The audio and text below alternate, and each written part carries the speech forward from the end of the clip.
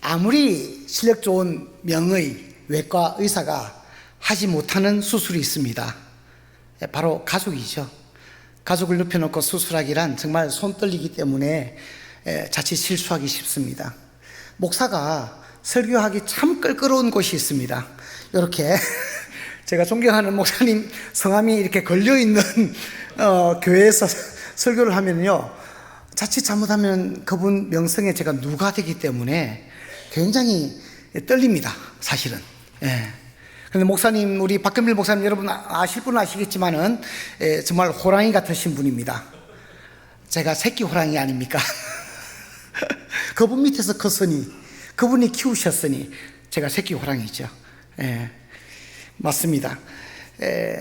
목사님을 4년 섬겼고 파송해달라고 떼를 써서 파송을 받고 나가서 사역하다가 추방됐습니다. 저는 중학교 3학년 때 예수님을 믿었어요. 초대죠. 그리고 하나님 앞에 기도하면 들어주신다는 그 이야기 하나만 믿고 그 당시에 위암, 자궁암으로 고생하시는, 투병하시는 어머니 살려달라고 기도했습니다. 살려주시면 제가 들었던 바와 같이 그 어렵다는 선교사라도 되겠습니다. 감히 헌신했습니다. 그리고 옛날에 부름받아 나서니 몸, 그 찬양이요, 복음성이었습니다. 찬송가 아니었어요. 제가 등하교 기도를 하는데 기도가 안 되지 않습니까?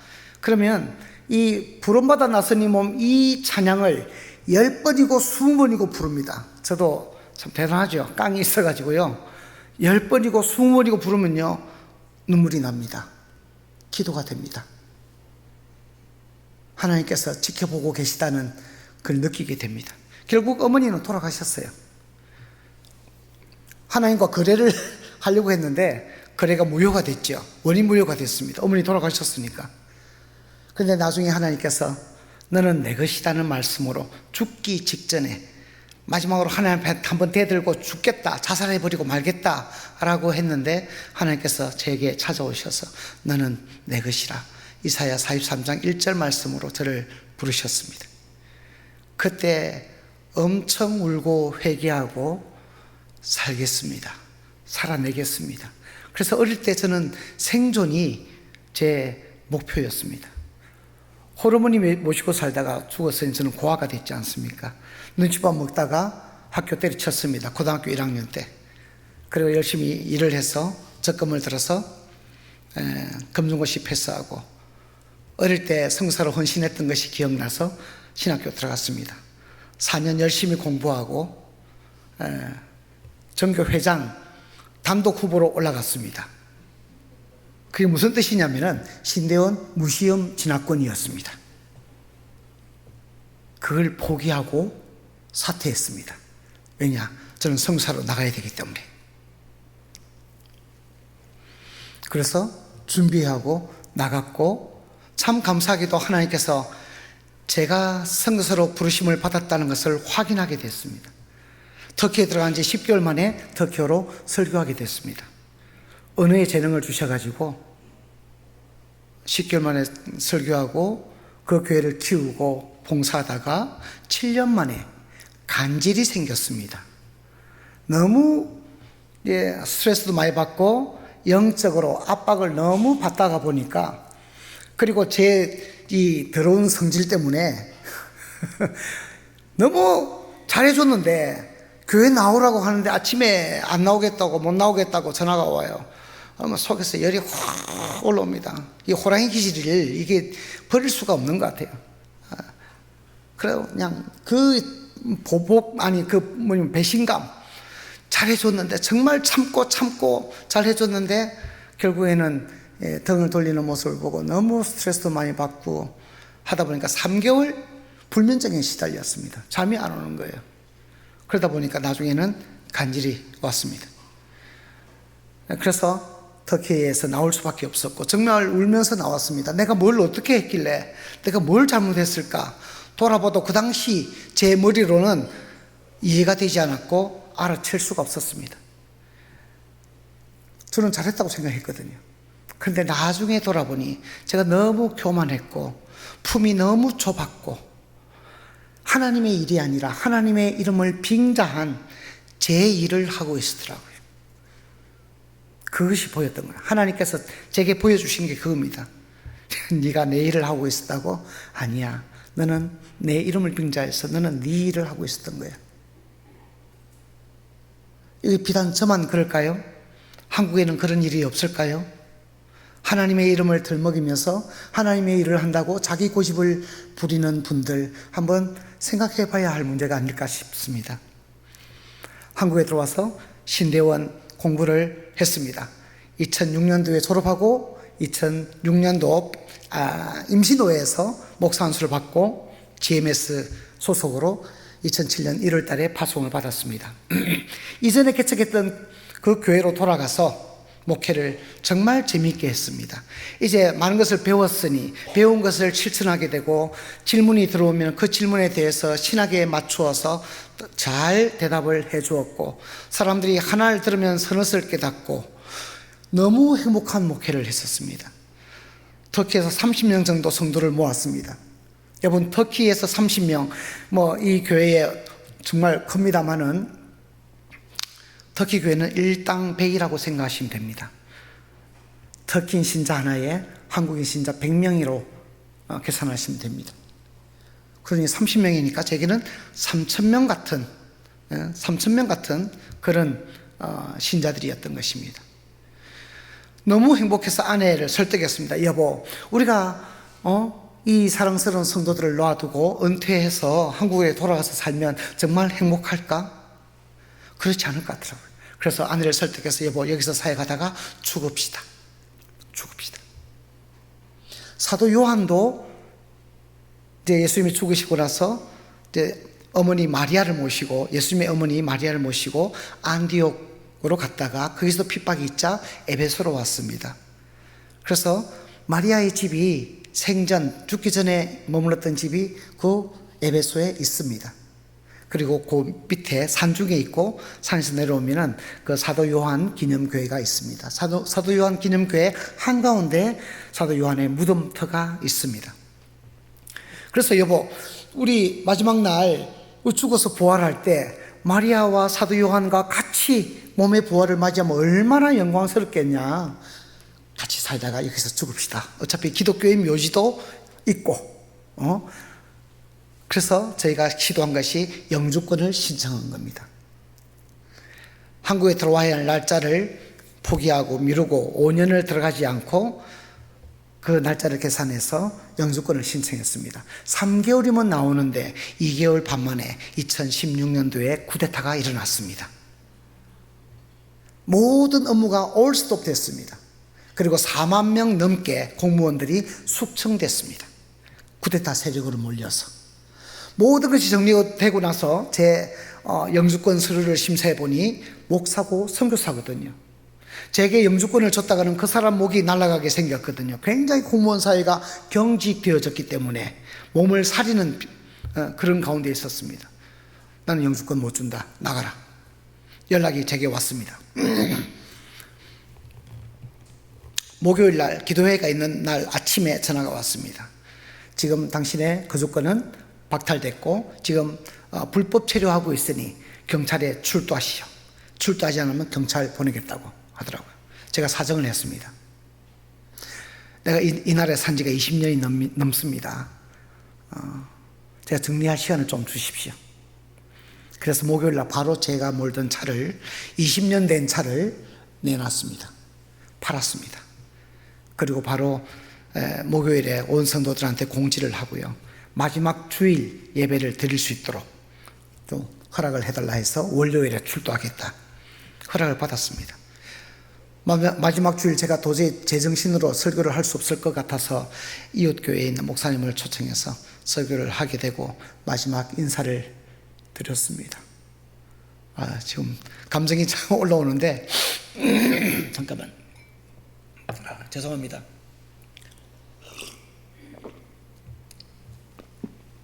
마지막 인사를 하고 월요일에 경찰에 출두했더니 수갑을 채우고 일단 구치소로 데리고 가더라고요.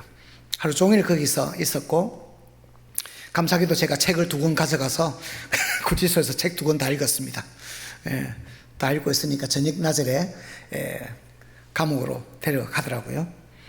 재판도 없었고 재판 같은 거 없었고, 저는 이제 불법 체류자이기 때문에 범죄인이 아니지 않습니까?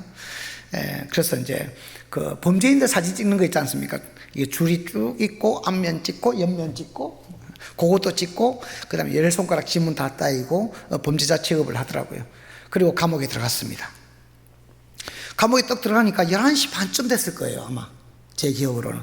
그 들어가기 전에 온몸에 뭘 숨겨오는 거 있는가 싶어서 온몸에 옷을 다 벗기고 검사하더라고요. 그런 수모도 겪었습니다.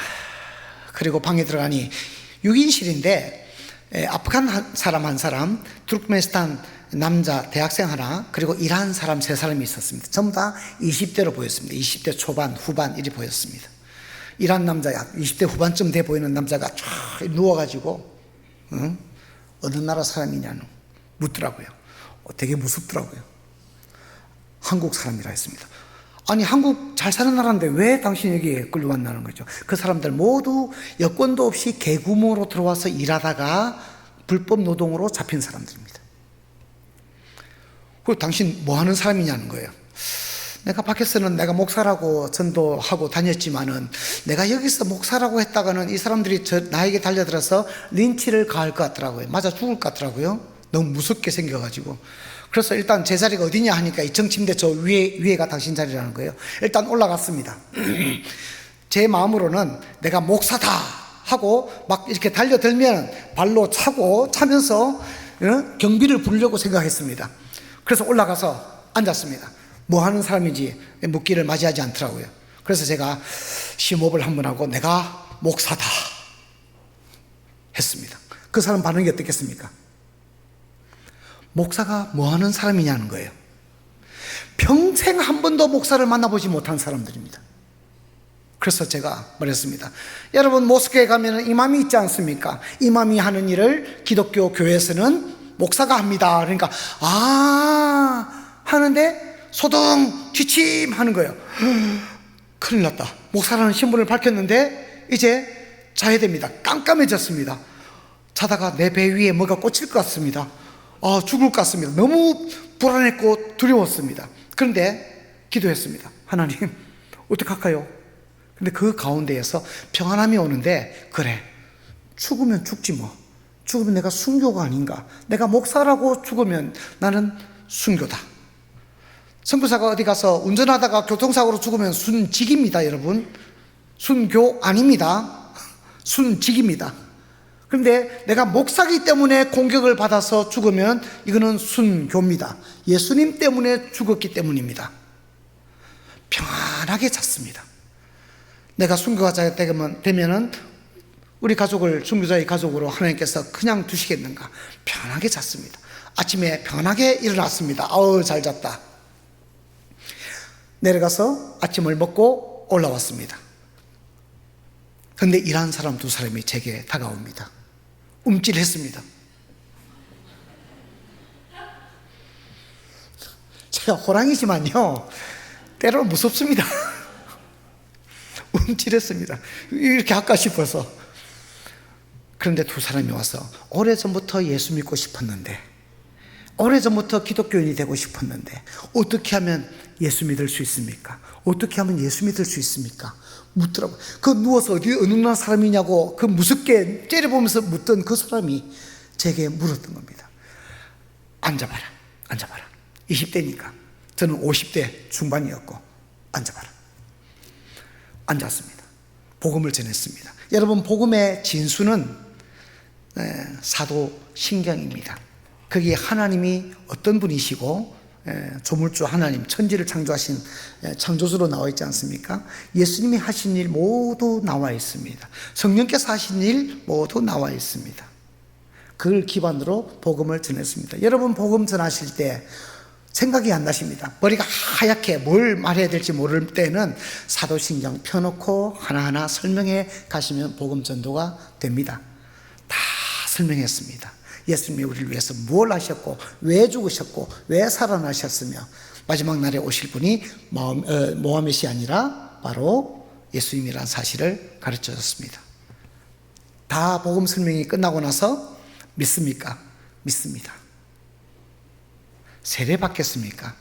저는 쉽게 세례를 주는 사람이 아니었습니다만 감옥에서 언제 나갈지 모르니까 긴급한 상황이니까 세례 받겠습니까? 세례 받겠습니다. 그래서 밥 먹고 나서 330ml 쬐끄만 병 물 하나를 줬는데 그걸 따서 두 사람에게 세례를 줬습니다. 제가 읽으려고 가져간 그 성경 표지 앞에 노란 부분 있지 않습니까? 아무 글 없는 자리, 그게 영어로 나는 한국 장로교 목사와 터키 선교사로서 예수 믿는 누구누구에게 세례를 주었습니다. 날짜 적고 이름 적고 제 사인을 적었습니다. 그리고 줬습니다. 그중 하나가 그 키 큰, 그 무서웠던 친구가 그걸 끌어안고 얼마나 끄이끄이 우는지 모릅니다. 얼마나 우는지 모릅니다.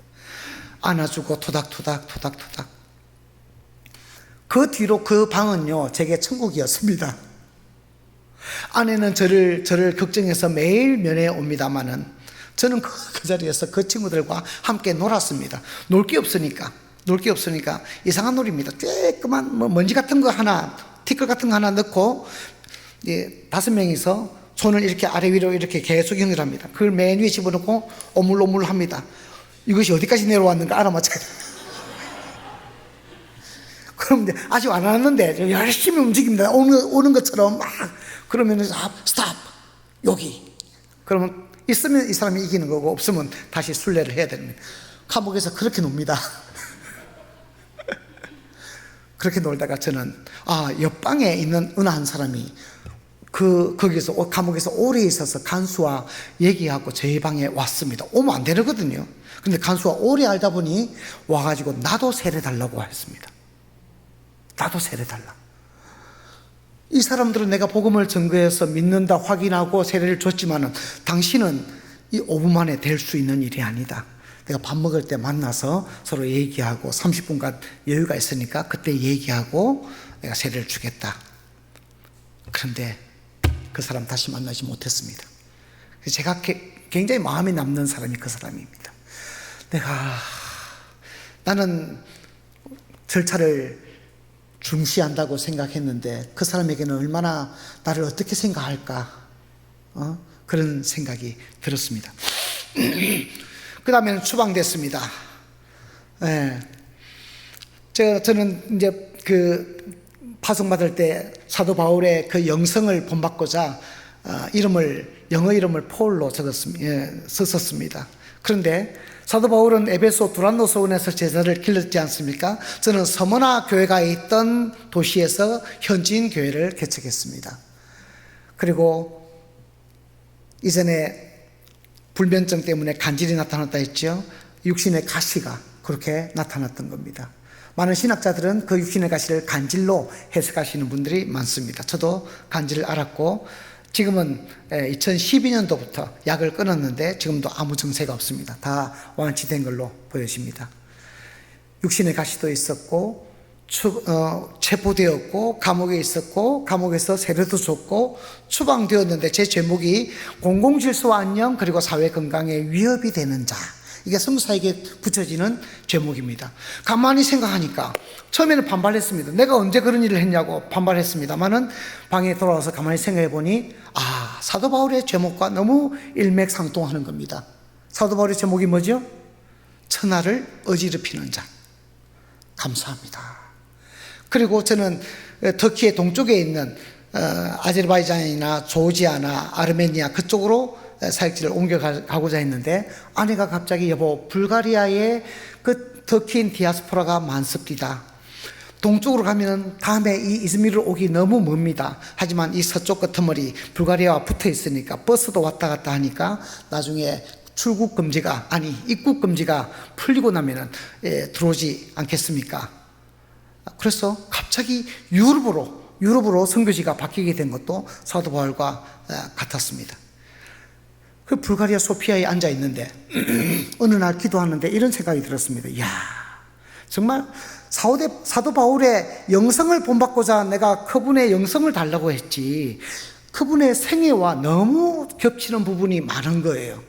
그래서 감사해서 정말 마케도니아에서 건너와서 우리를 도우라고 뭐가 온다면은 정말 대박이겠다라고 생각했는데 진짜 마케도니아 싱글 선교사, 사랑의 교회 파송의 여자 싱글 선교사가 집시 청소년들 대상으로 방과후 교실을 그 사역을 하고 있었어요. 그래서 마케도니아로 건너와서 우리 사역을 좀 돕지 않겠습니까? 카톡이 날라온 겁니다. 옛날에는 하나님께서 환상을 사용하셨지만 오늘날은 하나님께서 카톡을 사용하시는 줄 믿으시기 바랍니다. 카톡을 함부로 보시지 마시고 그 메시지를 곰곰이 씹어보셔야 됩니다. 항상 이게 하나님의 뜻인가, 하나님에게서 날라온 메시지인가 잘 보셔야 됩니다. 그곳으로 차를 몰고 몇 번을 정탐을 갔습니다. 그곳에서 집시 아이들 가르칠 때, 터키 성도들을 가르칠 때의 그 환희가 올라오는 것을 느꼈습니다.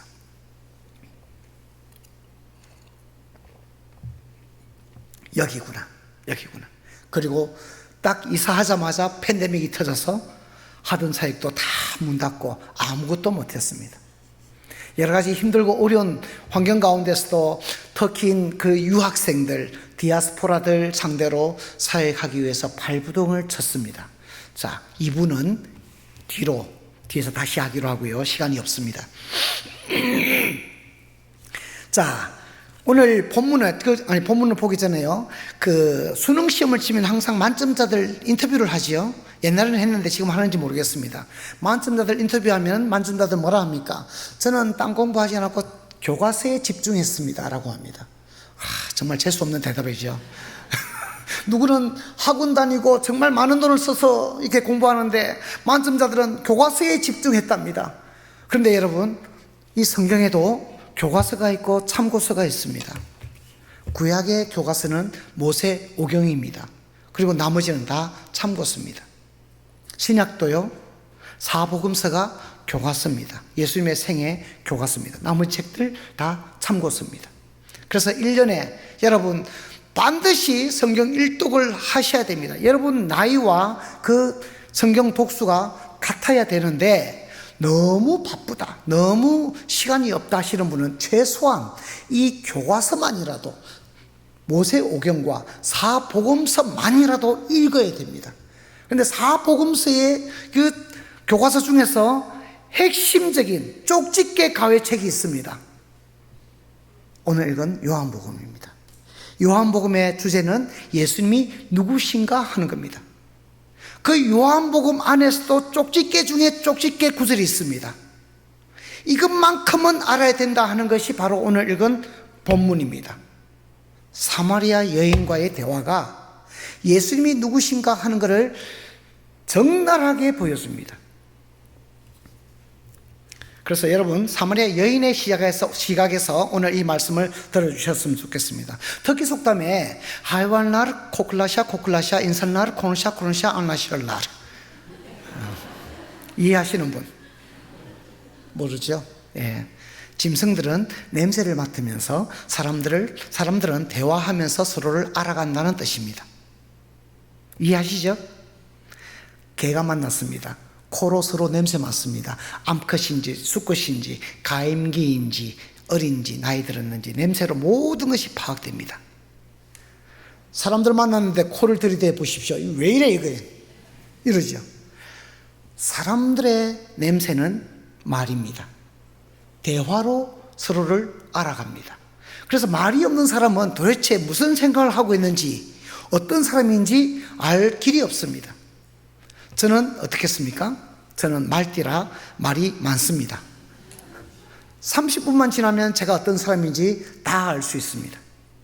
그처럼 서로 대화를 통해서 자신의 정체성을 나타내고 내가 어떤 부류의 사람인가를 상대방에게 전달하게 되는 것입니다. 오늘 이 설교도 여러분께 제가 어떤 선교사인가를 이제 나타내게 되는 것입니다. 자, 오늘 사마리아 여인이 예수님과 대화를 시작합니다. 처음 접했을 때 예수님을 어떻게 알아봤습니까? 한번 다 같이 보시겠습니다. 오늘 본문 첫 구절 다 같이 읽습니다. 시작. 사마리아 여자가 이르되 당신은 유대인으로서 어찌하여 사마리아 여자인 나에게 물을 달라 하나이까 하니 이는 유대인이 사마리아인과 상종하지 아니함이로라. 예수님이 처음으로 예수님을 사마리아 여인이 예수님을 처음으로 어떻게 알아봤다고요? 유대인으로 알아봤습니다. 유대인으로. 나에게 물을 좀 달라 하는 그 한마디로 you are a 유대인, Jewish, I'm a 사마리아인 여자. 자, 물론 예수님이 말씀하신 그 액센트, 어조, 거기를 통해서 유대인이라고 알아보았을 수도 있고, 행세, 옷 차림새를 통해서도 알아보았을 것입니다. 그런데 한국 사람들 중에는 우리가 왜 아무 상관도 없는 이스라엘 청년을 믿어야 되냐라고 반문하는 사람들이 있습니다.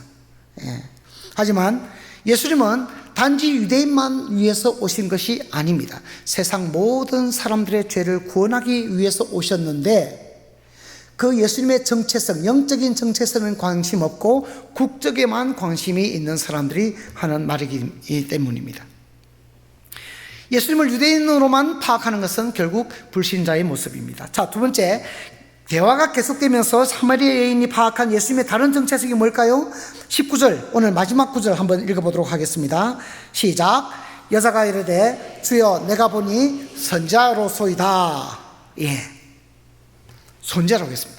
근데 여기서 주여라고 했죠. 주여. 우리가 기도할 때 주여라고 하지 않습니까? 주여라는 건 주인님이란 뜻이죠. 그런데 사마리아 여인은 바로 유대인으로 알아보면서 바로 주여라는 단어를 썼습니다. 이게 뭘까요? 이거 읽을 때 이해하기 어려운 부분입니다. 뭐야? 보자마자 믿었나? 아닙니다. 자, 이 주여는요, 자, 퀴리오스를 부를 때 쓰는 퀴리에라는 겁니다. 그 퀴리에는 그 당시에 남편, 아버지 또는 고위 관리, 존경하는 선생님에게 모두 주라고 불렀습니다. 그렇기 때문에 이건 영어로 Lord가 아니라 Sir, 우리나라 말로 하면 선생님에 가깝습니다. 성경 읽으실 때 그냥 주라고 우리가 쓰는 지금의 주와 다르게 구분하셔야 됩니다. 선생님, 선자도 마찬가지입니다. 사람들이 나를 누구로 하느냐? 마태복음 16장에 물으죠. 그래서 제자들이 뭐라 합니까? 선지자 중에 한 사람이라고 합니다. 그 선자란 오늘날의 목사님과 똑같이 생각하시면 됩니다. 사람들이 목사님의 하나라고 합니다. 그러니 이 구절을 다시 읽으면요, 여자가 이르되 선생님 내가 보니 목사님 같으시네요 라고, 이거 똑같습니다. 대화를 하니까 예수님이 쓰시는 용어가 영적이시거든요. 일반인과 다르시거든요. 그러니 바로 영적인 일을 하시는 분이시구나, 목사님 같은 분이시구나 라고 파악한 겁니다. 우리도 마찬가지입니다. 예수 믿으면요, 얼굴 행색에서 예수 믿는 사람 같이 보이는데 교회 다니나? 그런 약간의 궁금증이 발휘되어져야 됩니다. 얼굴 험하게 인상 미간 찡그리고 이렇게 다니면 누가 교회 다니는 사람으로 이해하겠습니까? 항상 저처럼 밝게 웃으면서 이렇게 지내야 예수 믿는 사람인가? 하는 그런 마음이 들고, 대화를 해보면 그럼 그렇지 예수 믿으시는 집사님이시구나, 권사님이시구나, 장로님이시구나. 목사면 목사답게, 장로면 장로답게, 권사면 권사답게, 집사면 집사답게 그 언어 생활을 해 나가야 한다는 것입니다. 대화를 하는데 입에 쓰레기를 문듯이 그렇게 하면 누가 전도가 되겠습니까?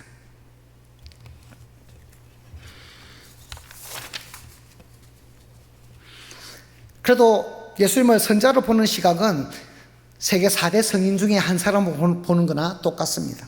직업인의 하나로 보는 것과 똑같습니다. 자, 사마리아 여인과 대화를 끝내고 나서 마지막으로 알아낸 예수님의 정체성은 뭘까요? 오늘 본문에 나오지 않습니다. 방송실에서 미리 준비하지 못했을 겁니다. 29절입니다. 다 같이 성경 29절을 보도록 하겠습니다. 다 같이 읽습니다. 시작. 내가 행한 모든 일을 내게 말한 사람을 와서 보라. 이는 그리스도가 아니냐 하니. 그리스도가 아니냐? 뭐지? 그리스도. 우리가 생각하는 그리스도 맞지 않습니까? 그죠? 그런데 이 사마리아 여인은 그리스도가 아니냐? 약간 의문을 택했습니다. 자, 여러분 생각해 보십시오. 사마리아 여인이 예수님을 만나고 나서 동네 사람들에게 가서 내가 그리스도를 만났다라고 간증을 한다면 그 사람이 어떻게 살아왔는지를 다 아는 동네 사람들은 네가 무슨 어릴 때부터 착하게 살아온 내 눈에도 안 보이던데 네 눈에 그리스도가 보였다고? 아무도 그 사람의 말을 귀담아 듣거나 주님 앞으로 나오지 않았을 겁니다. 그런데 이렇게 한번 해석해 보십시오. 내가 그리스도를 만난 것 같은데 맞는지 확인해 주시겠습니까? 동네 사람들이 어떻게 생각하겠어요? 그렇지. 너 같은 사람은 못 알아보지. 나 같은 사람이 돼야 알아보겠지.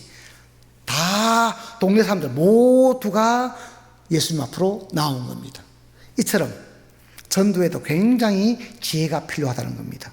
여러분, 향수 진하게 뿌린 여성분이 엘리베이터에 탔습니다. 모두 어떻게 할까요? 숨을 참아야 됩니다. 그런데 향수를 살짝 뿌린 분이 탔습니다. 엘리베이터에서 내렸습니다. 어떻게 될까요?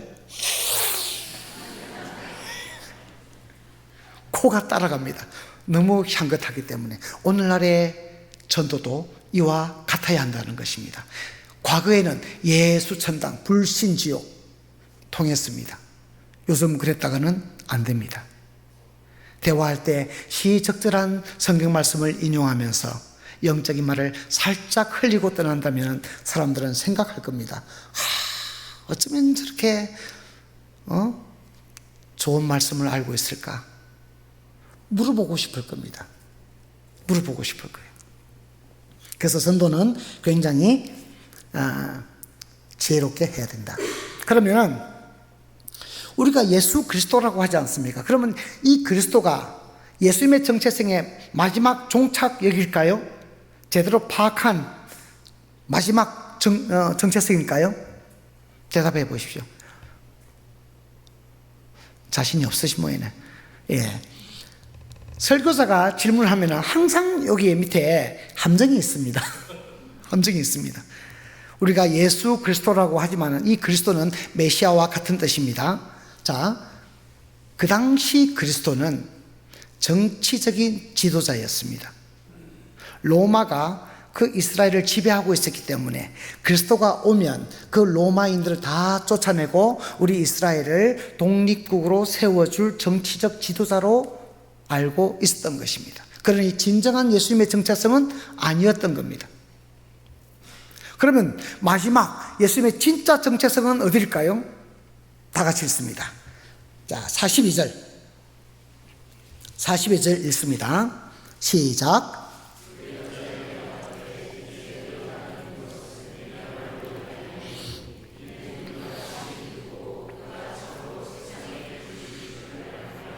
누구라고요? 세상의 구주. 이것이 진짜 예수님의 정체성이고 우리가 알아야 할 최종 그분의 그 신원입니다. 뭐죠? 그분의 원래의 목적, 이 땅에 오신 목적, 구주, 구원자라는 뜻입니다. 구원자의 역할은 뭘까요? 죽어야 한다는 겁니다. 죽어야 한다는 겁니다. 예수님은 죽으러 오셨습니다. 우리 모두는 잘 먹고 잘 살기 위해서 태어났지만 예수님은 죽기 위해서, 그 목적을 이루기 위해서 이 땅에 오셨다는 겁니다. 자, 50분이네. 5분 더 하겠습니다.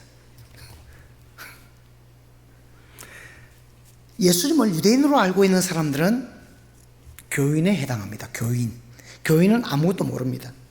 세상과 그냥 교회 분위기가 좋아서, 교회 밥이 맛있어서, 누가 좋아서 온 사람들입니다. 그래서 성탄절, 부활절 행사했을 때, 총동원 전도주일 때 온 사람들도 모두 교인에 해당되어집니다. 영적인 것에 그렇게 관심 없습니다. 관계에 관심이 있습니다. 두 번째, 예수님을 선자로 알고 있는 사람은 신자입니다. 신자. 신자.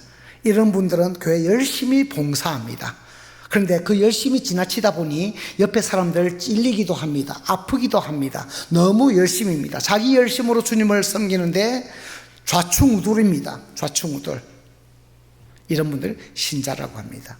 세 번째, 예수님을 그리스도로 알고 있는 사람들은 지도자급입니다. 집사님, 권사님, 장로님, 목사님, 교회 리더십을 가지고 있는 사람들입니다. 자, 마지막으로 세상의 구주로 알고 있는 사람들은 사명자들입니다.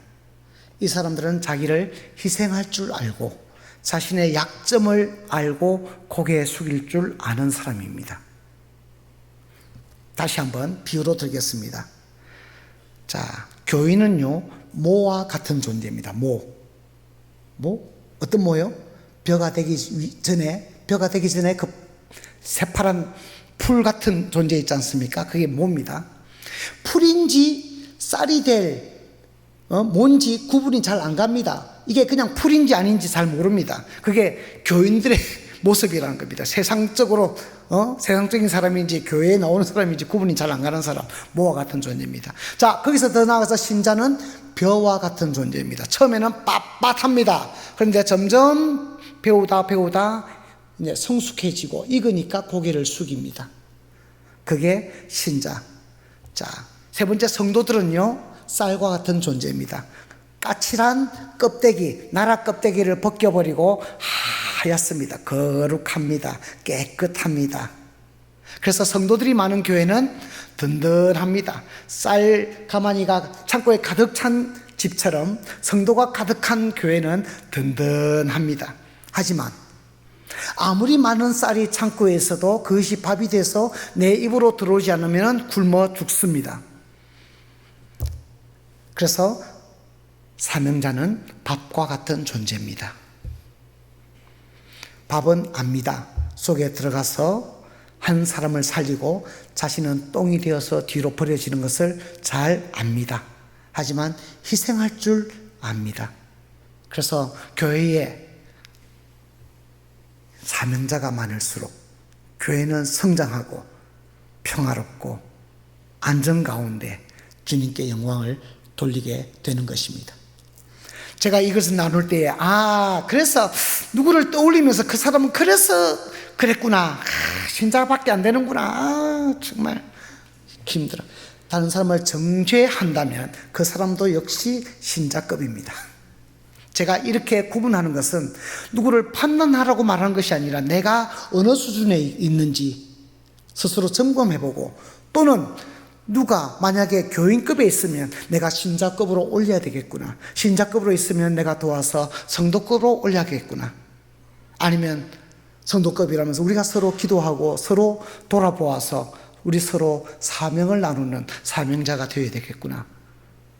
그래야 되는 겁니다. 그래야 교회가 평안 가운데 안정 가운데 성장하고 하는 겁니다. 제가 특기에서 숫자는 적었지만은 정말 행복하게 목회했었던 것은 바로 그렇게 헌신자들이 많이 있었던 것입니다. 숫자는 적지만은 자신을 희생할 줄 알고 자신을 죽여서 자신의 고집을 하지 않고 그렇게 성도들이